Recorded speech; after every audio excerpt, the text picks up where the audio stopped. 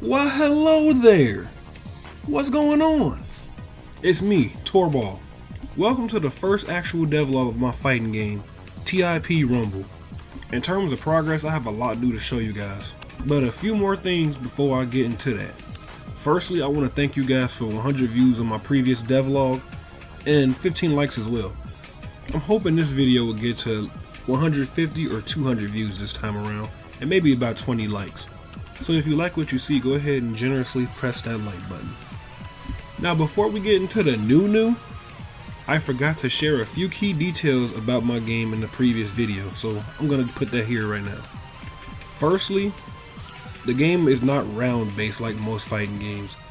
Instead, there's a multi-life bar system, seen in fighting games such as Injustice or Killer Instinct, or in the anime realm of things, DBZ Budokai, or the Naruto Storm series. This way I feel the gameplay will be more momentum based, which I feel can help generate hype. Another thing I forgot was, when I was talking about the special moves in my game, I didn't tell you how they were performed.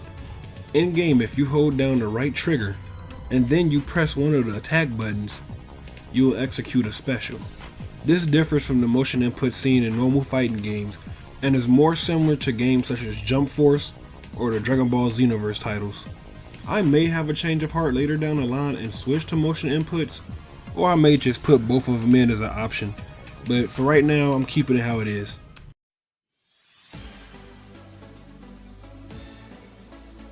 Now, getting into the new. Firstly, I started to organize what I wanted to do for my game in an app called Trello. With Trello, I can make lists and bullet points on what I want to do without much of a hassle. And so I have a list of what I want to do to revamp the game mechanics. First thing up, make movement tighter. And honestly, that part is not really interesting. I just tweak some values to make the jump not go as high. Second thing on the list is make hit stun local end. Well, I don't want to talk about that one. Moving on. Next up is create player collision, and I'm gonna be honest guys, this is pretty much why the video took so long. Outside of work and life themes, the part that took the most of my time was creating the collision system, and even then, it's not where I want it to be yet. Simply put, I wanted to make it to where characters didn't overlap, and if someone moving were to walk into somebody who was not moving, it should push them back. That is not how my collision turned out. There was various problems such as characters not being able to move after getting too close to another character, characters getting pushed back when they're trying to do an attack to another character, and characters getting pushed into walls even though I made a collision script to stop that. Eventually I got past these problems, but as of right now the characters only push into each other and stop when they get too close. And honestly, that's how it's gonna remain until I figure it out later on, so oh well. Next on the Trello list is make a pause and pause menu, which I did not do yet, so we're gonna go past that. Then we have make training and versus modes. Honestly, I thought this would be very hard, but it turned out to be the easiest thing I had to do.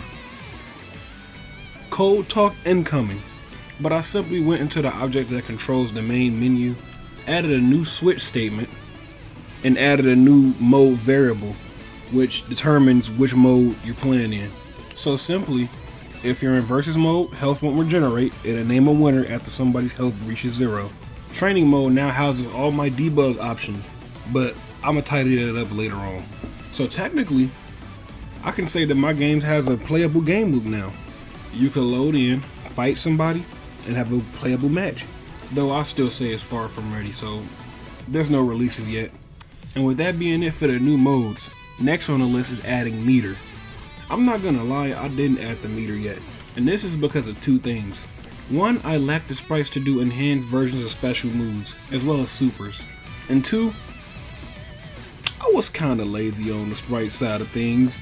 Well, that and moving over all my sprites from my old computer to my new one, I just didn't feel like drawing, so all of that will come later. But not too far off, it'll probably be the next devlog. And last but not least, what I believe to be the highlight of the video, adding stamina. Located just under the health bar is a new smaller bar that represents the stamina. Stamina will be mainly used for defensive options as well as some mobility options. Right now, stamina holds a count of 30, with each bar representing 10. And for testing reasons, I already linked the stamina to a few new mechanics. Previously, you could backdash for free, but seeing as that made for easy runaway tactics, a backdash now costs 5 stamina. With a dedicated defense button, I've added 2 new techniques to save yourself in certain situations.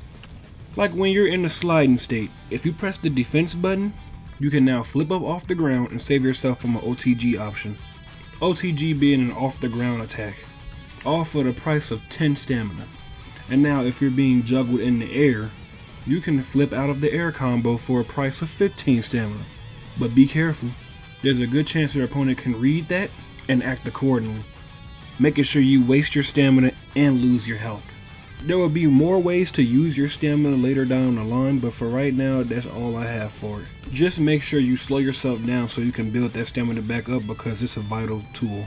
So in terms of gameplay, that's all I have for now, but there is also one more thing.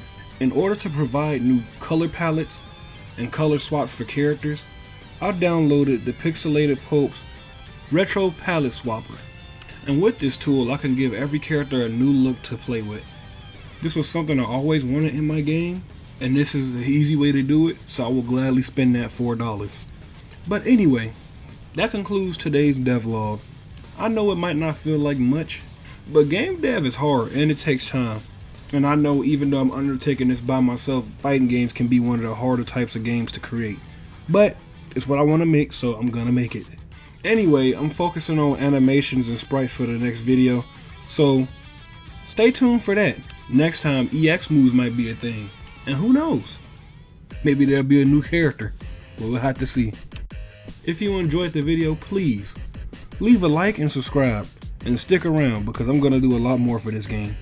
I'm even thinking of stepping out and starting to do game jams as well. But that's it for now, so see you later. Just keep watching. Peace.